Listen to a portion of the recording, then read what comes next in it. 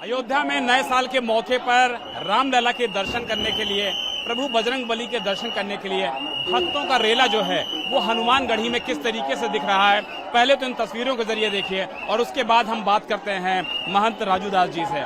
महंत जी, जिस तरीके की ये भीड़ नजर आ रही है, ऐसा लग रहा है कि मानो नए साल का जश्न लोगों ने तय कर लिया है, सिर्फ और सिर्फ प्रभु के चरणों में मनाएंगे। ये जो बदलाव आया है, इस बदलाव को कैसे देखते हैं आप? पहले तो आपके लिए मंगल कामना करते हैं, आपके सभी दर्शकों के लिए खूब खूब मंगल कामना करते हैं। एक शब्दों में हम करेक्शन करते हैं, आपने कहा ये भीड़ नहीं है, जन सैलाब है।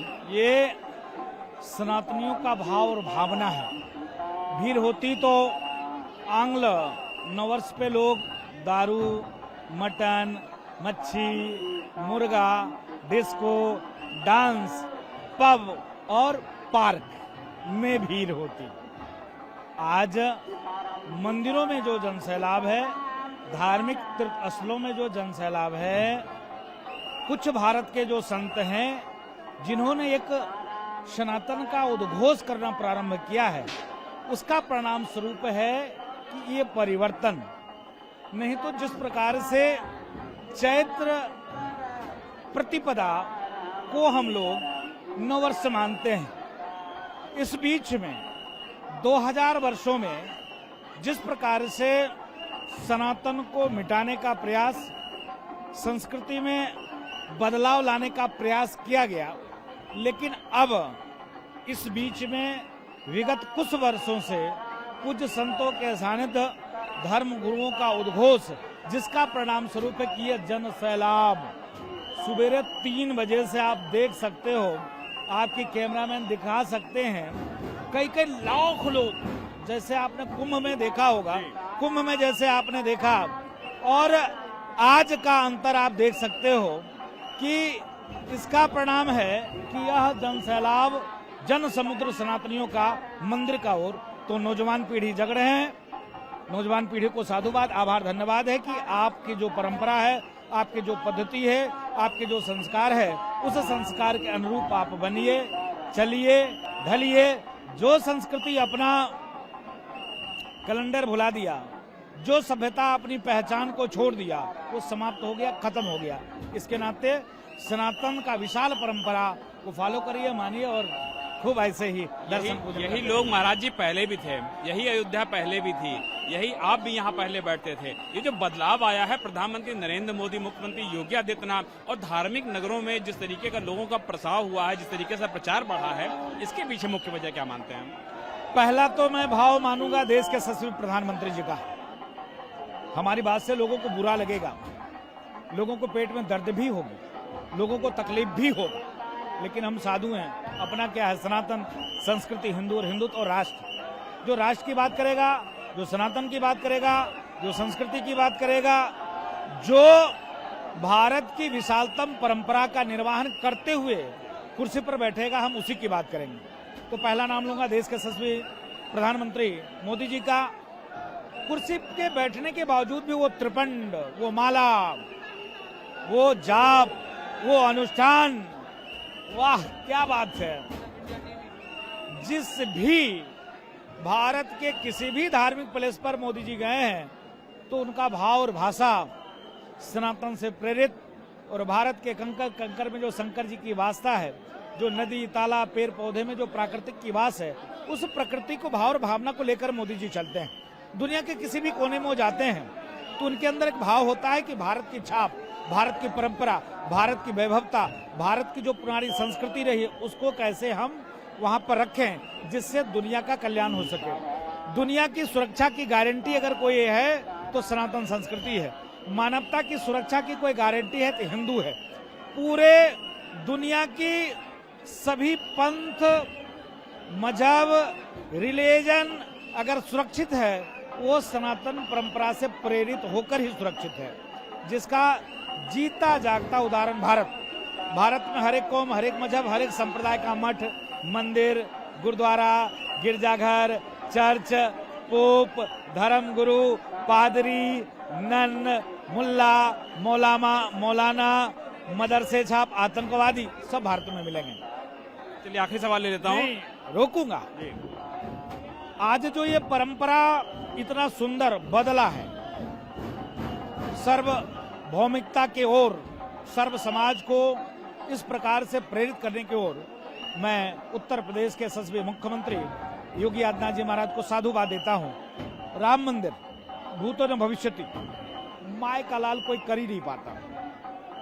अगर प्रधानमंत्री नरेंद्र भाई मोदी नहीं होते, उत्तर प्रदेश के मुख्यमंत्री गोरक्ष पीठाधीश्वर माननीय मुख्यमंत्री पूज्य योगी आदित्यनाथ जी महाराज नहीं होते, क्या संभव था? क्या राम मंदिर, क्या संभव था एयरपोर्ट, क्या संभव था रेलवे स्टेशन, क्या संभव था अयोध्या की चौड़ीकरण, वो जो जिसमें हर समुदाय का विकास, हर समुदाय का डेवलप, और भी मुख्यमंत्री थे।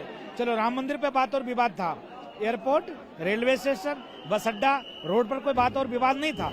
इससे आप समझ सकते हो कि जिस प्रकार से योगी जी ने कार्य और काम किया, राम मंदिर का निर्माण, भव्य राम मंदिर, लाखों राम भक्तों की प्राणों की आहुति, उसके बाद ये जन सैलाब, ये परिवर्तन योगी जी की देन है, ये परिवर्तन मोदी जी की देन है। जो लाखों लाखों राम भक्तों ने प्राणों की आहुति दिया, त्याग किया, तपस्या किया, संघर्ष किया, आज जो परिणाम स्वरूप आप देख रहे हो, यहाँ आप देखोगे किसी को कोई जाति नहीं पूछ सकती है, सब एक लाइन में दर्शन कर रहा है, सब एक लाइन में है, सब धक्का खा रहे हैं, दर्शन कर रहे हैं, प्रसाद चढ़ा रहे हैं। बजरंगबली नासे रोग हरे सब पीरा, जपत निरंतर हनुमत बलबीरा, कौन सो संकट मोर गरीब को, जो तुम सो नहीं जात है टारो, बैगी हरो हनुमान महाप्रभु, जो कछु संकट हुए हमारो, भूत प्रेत निकट नहीं आवे, महावीर जब नाम सुनावे, और दुर्गम काज जगत के देते, सुगम अनुग्रह तुम देते।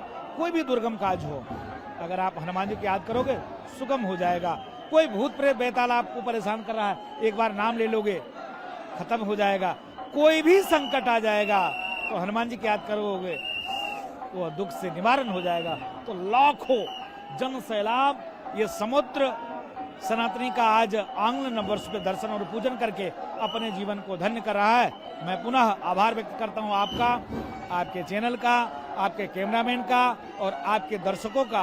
आंग्ल नववर्ष के लिए मंगल कामना, लेकिन धर्मो रक्षति रक्षतः, अपनी संस्कृति की सुरक्षा की गारंटी आप लोगे, आपकी सुरक्षा की गारंटी सनातन लेगा, संस्कृति लेगा। क्योंकि आप देख सकते हो, अभी मैं बीच में जरा सा इस बात को रखना चाहूंगा, बांग्लादेश में राजू दास पूछ कर नहीं मारा जा रहा है। राजू दास के मस्तक पर तिलक है, चंदन है, कंठी है, तो यह हिंदू धर्मगुरु है, मार दो।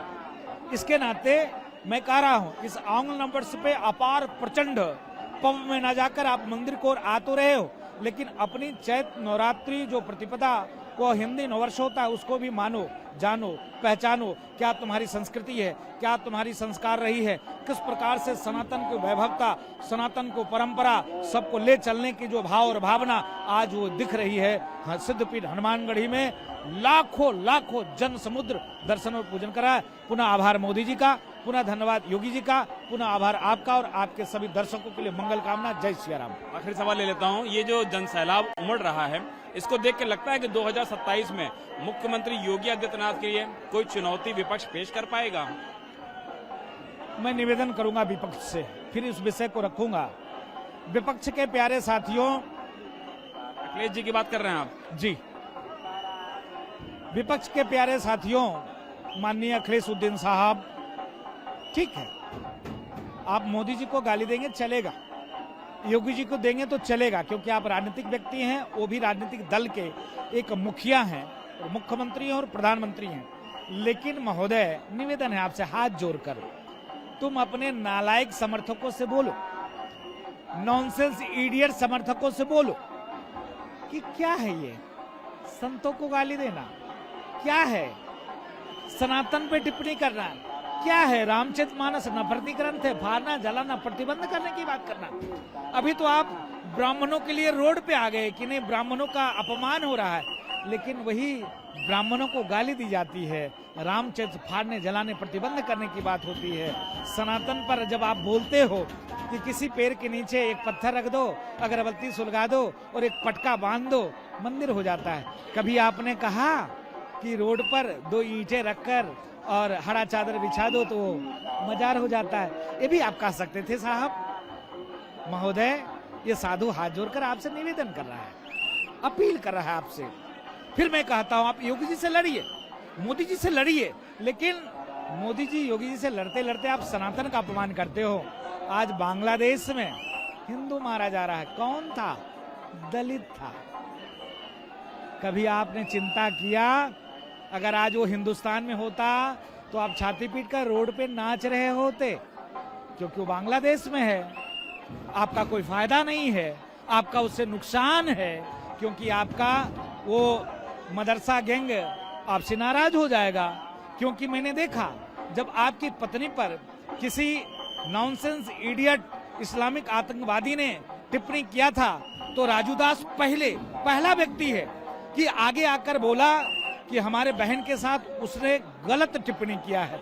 सनातन परंपरा में सारी हमारी सनातन परंपरा की पहचान है और आप एक शब्द नहीं बोल पाए।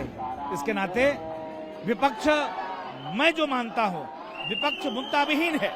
विपक्ष को चिकित्सा, शिक्षा, रोजी रोजगार से कोई मतलब नहीं है। विपक्ष को सिर्फ मतलब है कैसे सनातन का अपमान करें, संस्कृति को कैसे मिटाएं, कैसे हिंदू में विभेद पैदा करें, जाति में बांटकर कैसे हिंदू लड़े जिससे उनका लाभ हो। लेकिन डंके की चोट पे काटते हैं। फिर मैं कहता हूं अखिलेश यादव को चुनौती देता हूं।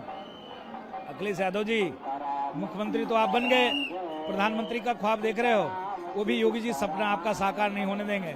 क्योंकि अभी तक तो चाय वाला था, इतना कड़क है, गाय वाला वहां पहुंच जाएगा ना, दुकान आपकी बंद हो जाएगी। इसके नाते 27 में पुनः योगी जी और कोई नहीं। मुझसे बातचीत करने के लिए बहुत बहुत शुक्रिया। क्या नाम है? मकसूद आलम के साथ विशाल प्रताप सिंह, इंडिया टीवी, अयोध्या।